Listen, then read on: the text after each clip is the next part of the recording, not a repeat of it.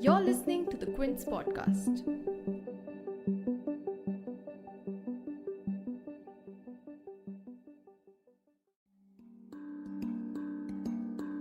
The tenuous peace in the northeast was shattered over the weekend after a botched Indian Army security operation led to the death of 6 innocent civilians on 4th December.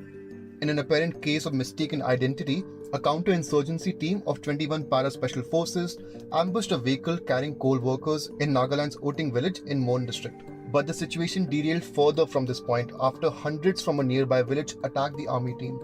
This led to the clash between the two sides, leading to the death of 7 more civilians and 1 army jawan. But that was not the end of the flare-up between the two sides. Fresh violence erupted the next day as well, with dozens of protesters attacking the Assam Rifles camp in Mon in protest of the killings and clashed with the army again. Unfortunately, 1 more civilian died and several more were injured. In a purported video on social media, gunfire could be heard. Soon after the incident, the army in a statement said that the operation was carried out based on quote-unquote credible intelligence and expressed deep regret. But the question is, what does this completely botched operation signal about the type of intelligence received in this region? How could it go so horribly wrong? This incident also brings the focus back on the ongoing peace talks with insurgent groups like the National Socialist Council of Nagaland, talks with whom have reached a stalemate since an agreement on the framework was signed in 2015. So, how many steps back does this incident in Oting take the peace talks? To discuss the conduct of the Indian Army and where the peace talks stand, for today's episode, we spoke with Colonel D.P.K. Pillai, a retired Shaurya Chakra awardee with experience in counter-insurgency operations, and Patricia Mukim, the editor of Shillong Times.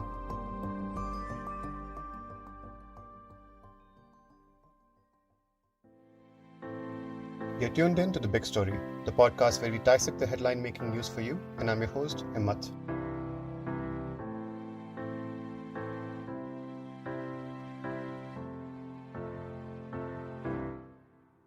To give you a geographical idea of where the incident took place, the Mon district, one of the largest districts of Nagaland, shares an international border with Myanmar and a border with Arunachal Pradesh and Assam. With all that, and it being one of the stronghold of the Naga group NSCN and Assam's United Liberation Front of Assam, Mon district is an especially sensitive and volatile region. Now, coming to the incident, the army, according to NDTV, was acting on intelligence that 8 militants will be travelling in a pickup truck on the Tiru-Oting road. However, in a severe intelligence failure, all the people in the truck which was ambushed were local coal miners and not militants. The report further states that no arms or ammunition were also recovered from the truck. But how did this mission go so horribly wrong? What kind of actionable intelligence does the Indian Army usually work on in this region? Is it usually reliable? We took this question to Colonel D.P.K. Pillai, who served in this region and was actually wounded in a counter-insurgency operation in Manipur in 1994. According to him, intelligence in these regions is bound to be sketchy or half-baked, given how volatile the region is, and the informants may not always be loyal to the armed forces. When you operate in these areas in J&K or Nagaland or Manipur or disturbed areas, you have a system of informers whom you develop. You develop a basic trust with them. Now, it's not necessary that the informer who informs on the moments of your intended target, whether they be terrorists or insurgents or even weapon carriers or whatever, that they have to be loyal to you in the sense, after all, they're doing it for a little bit of money. They're not doing it with any other purpose in mind. And you never know that somebody who may not be interested in carrying out the fragile peace that was achieved here may have actually paid your informer, who has been a regular informer with you for a long time, paid him a larger sum of money and told him to feed you wrong information.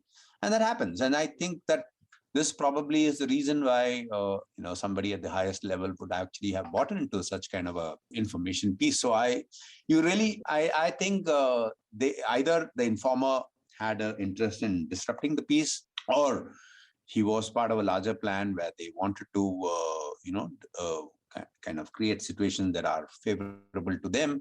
So you never know. There are so many wheels within wheels that operate in these areas. But what explains why the 21 para-special forces did not determine if the suspects are actually the ones based on the intelligence provided? If the individuals on the truck did not appear armed or were not acting hostile, what rules of engagement should the army have followed? Was an ambush the only choice? According to Colonel Pillai, the Indian Army has always been a defensive force, and the incident shows a clear failure of following the SOP, and that there are multiple ways of immobilizing a target. See, rules of engagements are internal rules or directives that all forces, not only in India. Even when you go for a multinational operation like the United Nations, you have ROEs that are coming there. So it defines the circumstances, conditions, degree, manner in which force may or may not be used, or actions you can consider as hostile or provocative, and when you can actually use force. So these are various rules of engagement. And Indian Army has been a very cautious army, actually. If you remember, in 1992, we had General B.C. Joshi who gave out the 10 commandments, the chiefs of army staff's commandments, which and I think one of the policies of the army has been that we would rather absorb casualties on our own side than inflict civilian casualties. So what has happened here is absolutely unfortunate. It's always taught in all the courses of instructions. It's taught in the courses, the pre-induction course that you go through in Jungle Warfare School in Warrante, all your commando course, everything talks about, being defensive and, not offensive. So all our actions are actually defense-oriented. In the sense, we prevent casualties to our own side while minimizing the casualties on the other side. So this was, I think, very clearly a failure in the SOP in understanding and implementing it. And there are many ways and methods by which those inhabitants of the trucks could have been actually checked for their weapons and others instead of opening fire. And I'm sure that this is something, it's not something that is prescribed in our army. I definitely know, because I've been through this. I've been a commando instructor, and I understand what we teach our people. And so this is something that is very clearly, you didn't have to open fire on unarmed people. They were clearly coal miners. And so there, you could have immobilized the truck, could have made them dismount, and and there's no way in you could have actually opened fire until. So this is I think this is disproportionate to the force that we had. I would agree here. Soon after the incident occurred, the Nagaland state government formed a special investigation team to inquire into the deaths of the civilians. Union Home Minister Amit Shah told the Parliament on 6 December that incidents like these should not be repeated. However, he did not clarify what action will be taken against the armed forces personnel. According to an NDTV report, an FIR has also been filed at the Tizit police station against the security forces with charges under Section 302, which deals with punishment for murder, Section 307, which deals with the attempt to murder, and Section 34, common intention. The Indian Army statement read that it has instituted a court of inquiry to probe the deaths, adding that it will be investigated at the highest level. However, pointing to the fact that no significant action has been taken in the past against security forces, Patricia Mukim, the editor of Shillong Times, believes that these kind of inquiries are usually to deceive the public.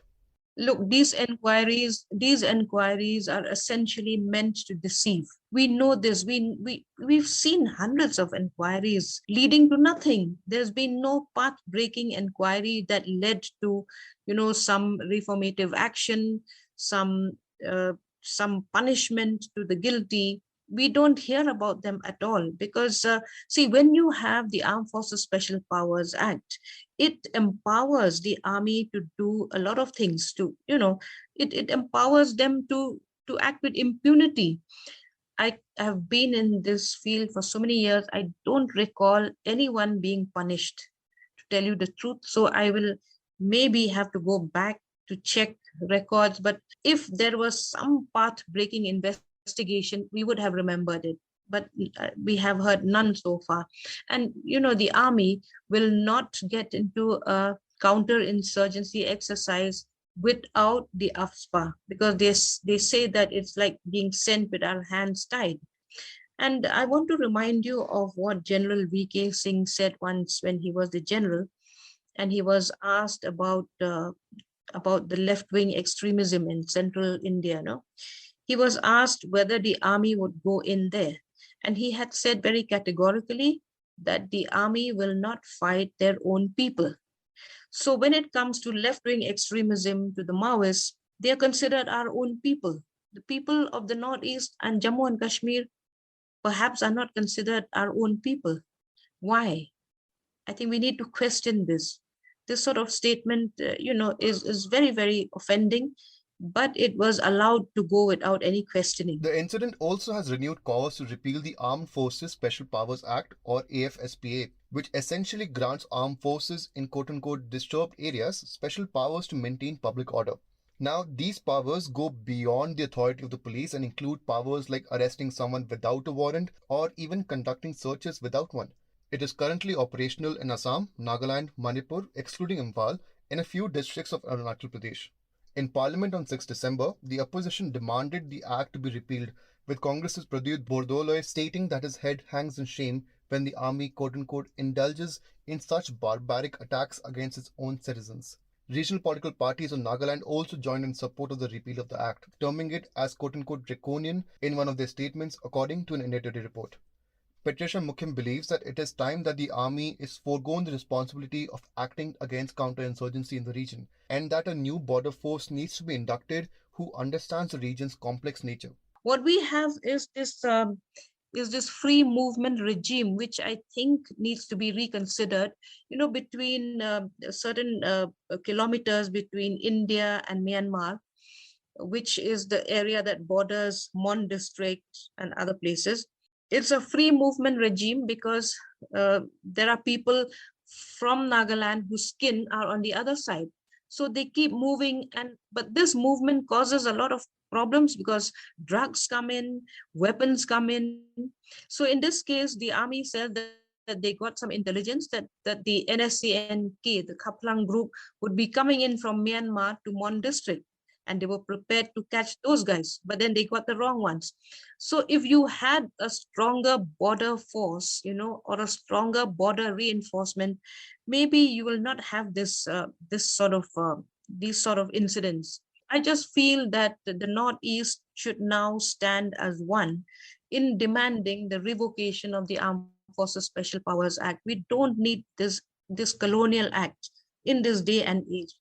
And India has seen insurgency since its birth, because the Naga insurgency dates back to then. By now, we should have come up with a separate counter-insurgency force, which is not the army. You can't involve the army in fighting your own people. This is a matter of internal security. You need a special force, and you needed to have cultivated that force, to have trained that force, in counter-insurgency methods. But I don't know why we have relied on the army for so long. We can't blame the army also for, overdoing things. They're trained to kill the enemy. They're trained to hit at the enemy. But here they're killing their own people. The incident also throws a big question mark on the ongoing peace talks with the insurgent groups of Nagaland. The talks, which have been going on for 24 years, reached a stalemate over the 2015 Framework Agreement between the Centre and the National Socialist Council of Nagaland. According to an Indian Express report, the Centre's decision on Jammu and Kashmir in 2019 threw a spanner in the works, with the insurgent groups now demanding their own flag and constitution. However, there was reportedly some headway made last week, with Nagaland Chief Minister Nephew Rio on 1st December stating that talks have reached a crucial stage and that he's hopeful for an early resolution. But with the incident in Oting now front and center, will the peace talks continue the same way? Patricia Mukim believes that the insurgents have never been interested in peace, given their request and concessions. She adds that it is difficult to read how the centre will act in regards of the peace talks. If you ask me, nobody is interested in peace in Nagaland, because see, if the insurgents were interested in peace, they would not have asked for something as bizarre as a separate flag and a separate constitution. How can a country grant a separate constitution to one unit, to one of the states? And I think sometimes these militants or these insurgent outfits think that we can't see through their devices. The point is that when you ask for a separate flag, you're asking for a separate flag for Greater Nagalim, and Greater Nagalim includes territories in Manipur. How will the government of Manipur allow a separate flag to be flown in its territory? Because the government of India has very clearly said that not an inch of anyone's territory is going to be allocated to the idea of Nagalim, which is some territories are in Assam, some territories are in Manipur. So it's very clear that there will be no territorial division. So where is that flag going to be flown? Only in Nagaland. But they don't, but they are asking for more than that. And then even if they come up with a constitution, how can that constitution be superimposed on the Indian constitution, which is applicable in Manipur? So they know that these are not concessions that can be easily given, and yet they're asking for it because I think they just don't want peace here. They want to carry on the way they are at the moment. It's become an industry. Extortion is so high, and it is debilitating the economy of Nagaland and Manipur to an extent. And they just don't want peace because after that they don't know what will happen to them. They're not sure. They've been in the jungles for so long. Now they've lived in camps for so long. They don't know what it is to go back to a normal life. So these are talks that are just dragging on, and then the government uses these retired IB officials to talk. These are guys who are they're very experienced in the art of waiting and watching. They will most time they tire people out. But in this case with the Nagas, they're tiring each other out, because the Nagas also have been at it for 24 years and have got nothing. And it's funny that the government of Nagaland, yesterday one MLA was speaking on NDTV, and he said, yeah, the peace talks are going on very well and we will have a settlement very soon. We've heard this again and again. It hasn't happened, and I'm not so sure that it's going to happen so easily unless they drop these two demands of the flag and the constitution. There are still a lot of unanswered questions regarding the incident, from the para unit's conduct to the repeal of the AFSPA. But what can be said is that the entire operation was a big intelligence failure and showcases how unreliable the intelligence is in this region. If you liked listening to this episode, please subscribe to The Big Story for episodic updates. We're available on Apple, Google Podcasts, Spotify, JioSaavn, and most of the other popular podcast streaming platforms. For other podcasts, please log on to the Quint website, and for any feedback, please shoot an email to podcast@thequint.com.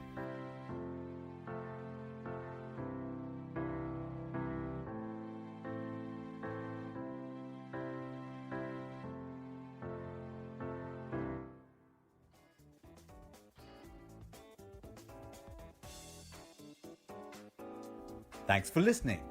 Log on to the Quint's website and check out our other podcasts.